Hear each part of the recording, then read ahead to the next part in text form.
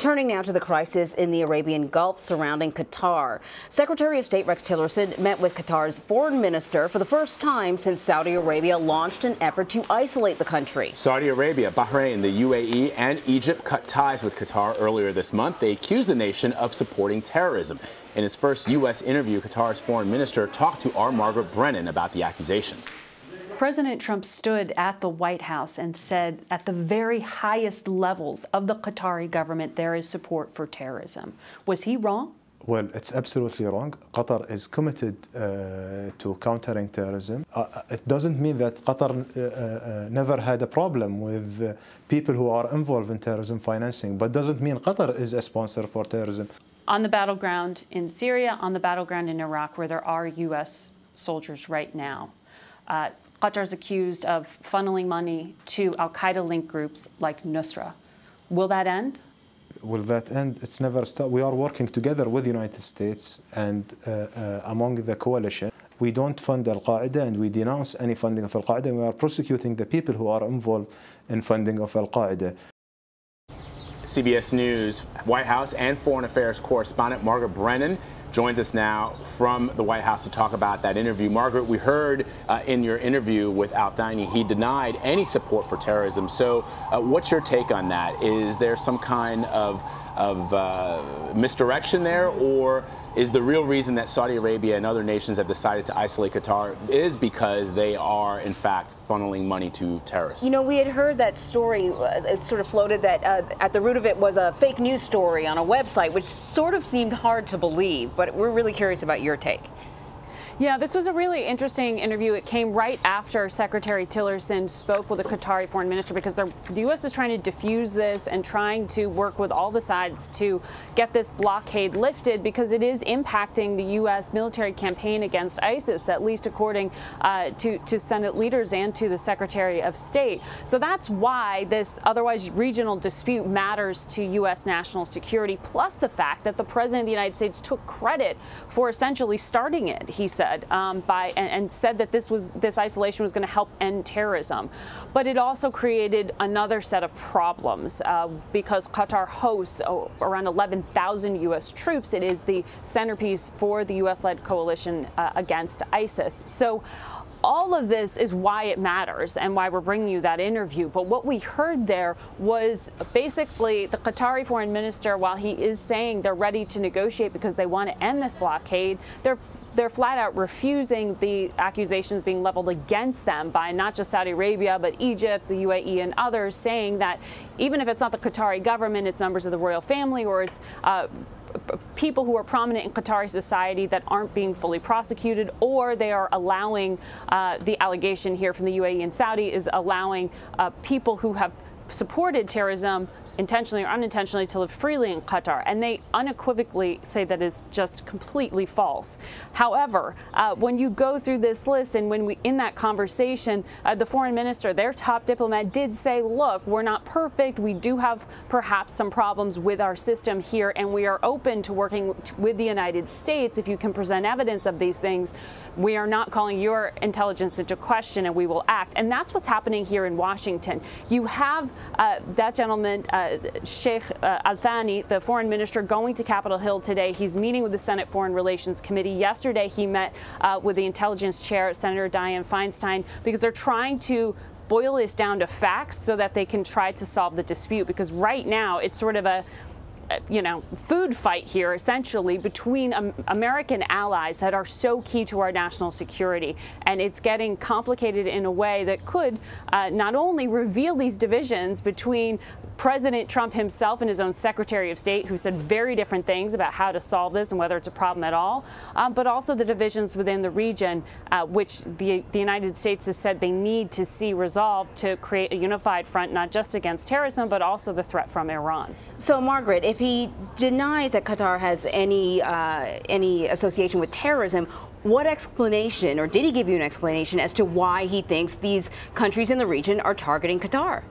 Well, the Qataris will argue here, and they did so in this interview, that this is politically motivated. While they give some room, there's some flexibility to say, well, maybe if you present us with evidence, we'll take a second look at some of these cases that you are raising here in terms of perhaps past support for terrorism.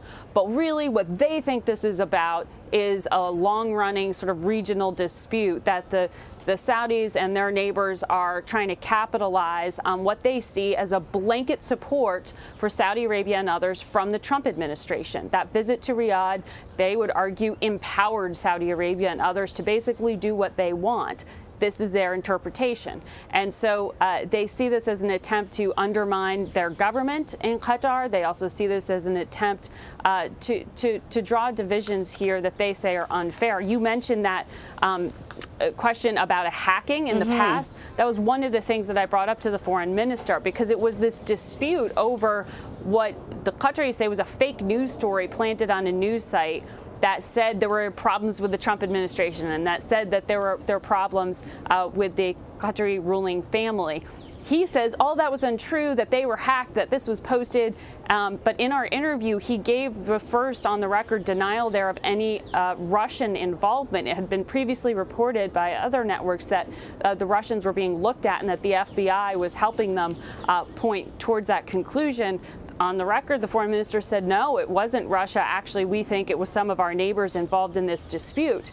So this gets complicated in the retelling of the he said, she said, but what it boils down to is American foreign policy changing because of the president's tweets, because of the president's statements, and our hardline stance here as the United States. Senator Corker, who the foreign minister is meeting with today, has said he's going to stop all arms sales, including that $110 billion arms package that the president announced he was going to strike with Saudi Arabia, because he thinks all this needs to get resolved. And so the U.S. is trying behind the scenes to sort of force some decisions to be made and to ratchet down the rhetoric and to solve this dispute.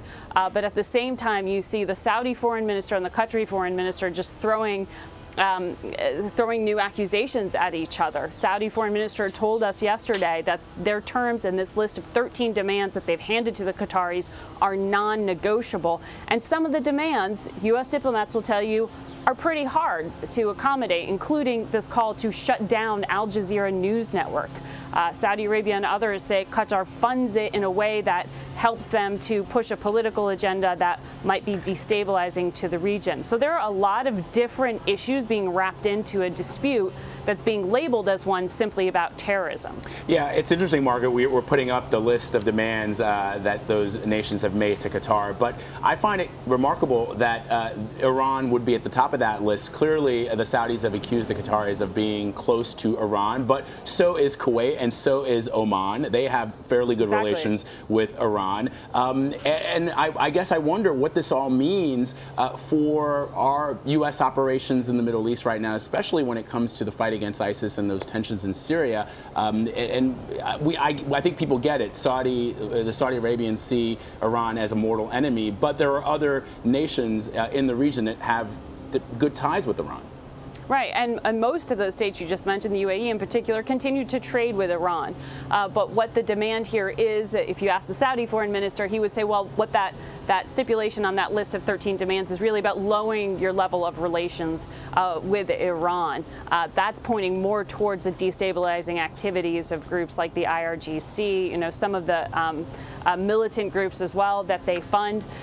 So that's really what those writing up that list of demand would explain it as. But you're right, you're in the neighborhood, you're going to be dealing with your neighbors. It's kind of a hard thing to say, isolate yourself completely from Iran.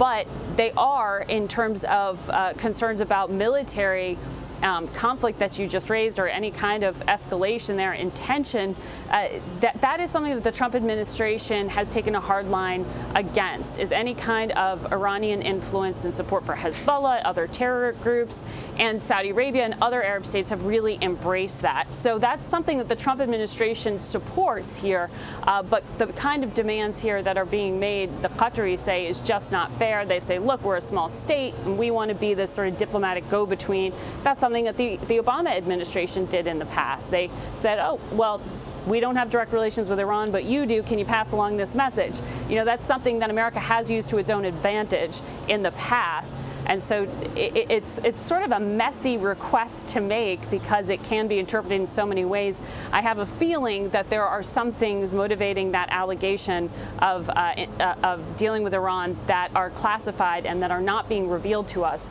in terms of what it is being alleged about ties of the royal family or collusion there. But because no one will go on the record with it, it's hard to explain.